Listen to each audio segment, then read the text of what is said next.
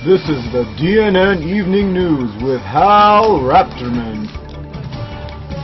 Hello and welcome to the DNN Evening News, where we bring you news that bites. Eruptions still continue today after weeks of renewed activity on the island of India. We now go to our local science correspondent for more info. Oh, thank you, Hal. The Deccan Traps were formed approximately 30,000 years ago, when a mantle plume formed their Union hotspot off the west coast of the island of India. Continued eruptions since then have nearly completely covered the southern half of the island, an area of approximately 1.5 million square kilometers.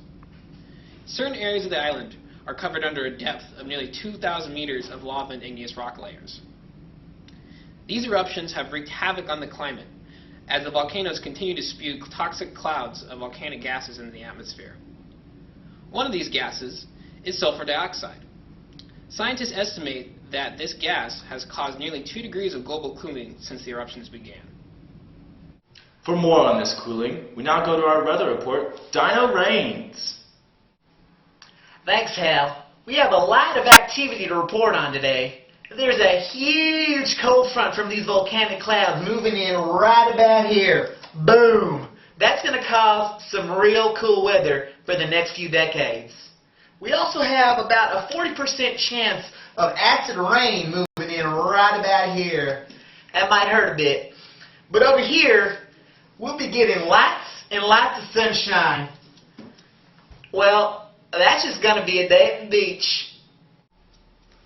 Thank you, Dino. In other news, an asteroid was recently discovered by a local astronomer. For more on this story, we turn to our local reporter on the scene. Thanks, Hal. We are here on the scene with Chris Cretaceous, the young man who actually discovered the asteroid.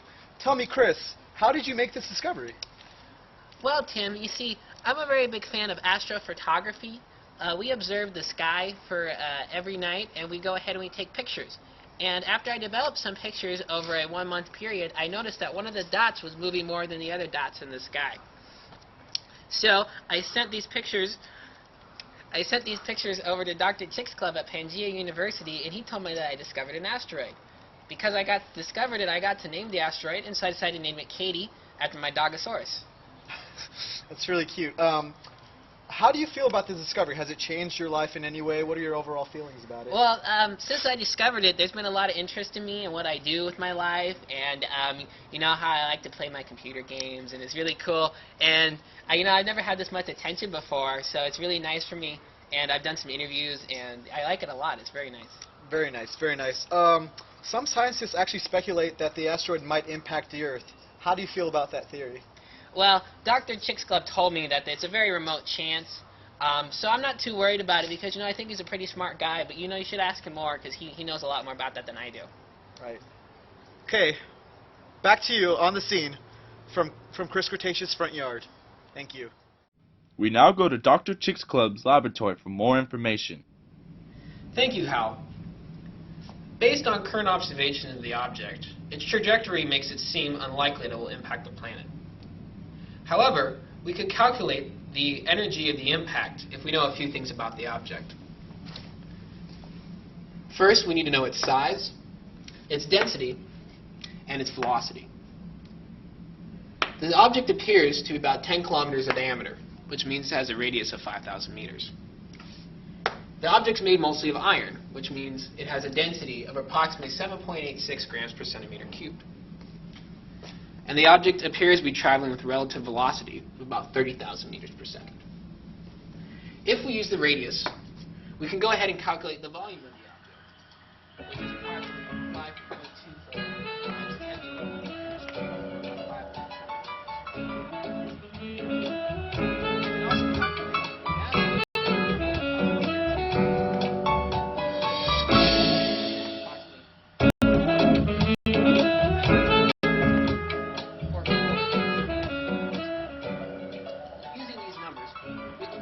calculate the kinetic energy of the impact.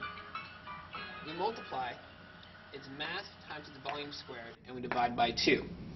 This gives us a figure of approximately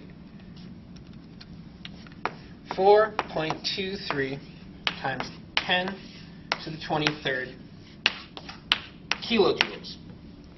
This is approximately equal to 100 million tons of TNT. That's a lot. The force of the impact would vaporize the object and cause a crater approximately 100 miles in diameter. The great mass and the velocity of the object give it enormous energy. As the object is stopped by the planet, this energy is turned into heat. The heat of the object would create a large crater, vaporize the object, and melt part of the Earth's crust. After the impact, what's left of the object and the debris from the crater would be thrown in the atmosphere in the form of ejecta. These materials would then rain down as superheated particles, igniting forest fires worldwide. The force of the impact could also possibly generate earthquakes and volcanic eruptions. The release of sulfuric aerosols from the impacts and eruptions would block sunlight and cause global cooling. More than 50% of all plant species would likely become extinct, causing the extinction of many species that feed on them. The collapse of the food chain will likely kill the largest animals first, who need the most food to survive. Smaller animals and detritus feeders may survive, depending on the severity of the impact. Good afternoon, everyone. This is Tim Tricera on the scene, getting people's reactions of the asteroid discovery.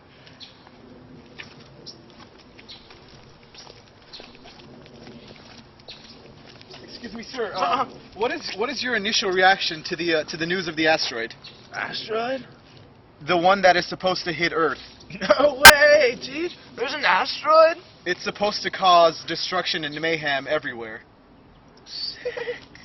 I can't wait, dude. Okay, thank you. Whoa, wait, man. Hey, do you have a couple bucks, dude? Excuse me, sir. Yeah. Can we ask you some questions? Yeah.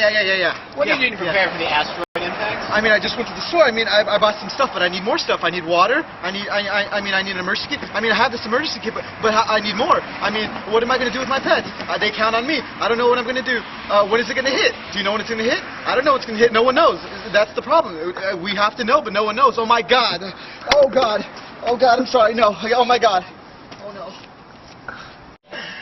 Excuse me, sir. How are you personally preparing for the asteroid impact? 103, 100. Can't you see I'm getting pumped? I'm gonna look that asteroid in the eye and be like, I will throw you back into space. You can't stop me. Excuse me, I have to work out more.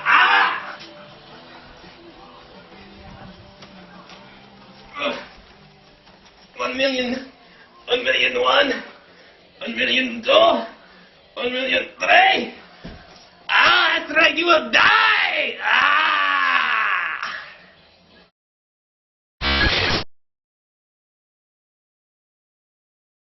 Earlier today, 5 brave Dinosaurs ventured on a mission to save our species.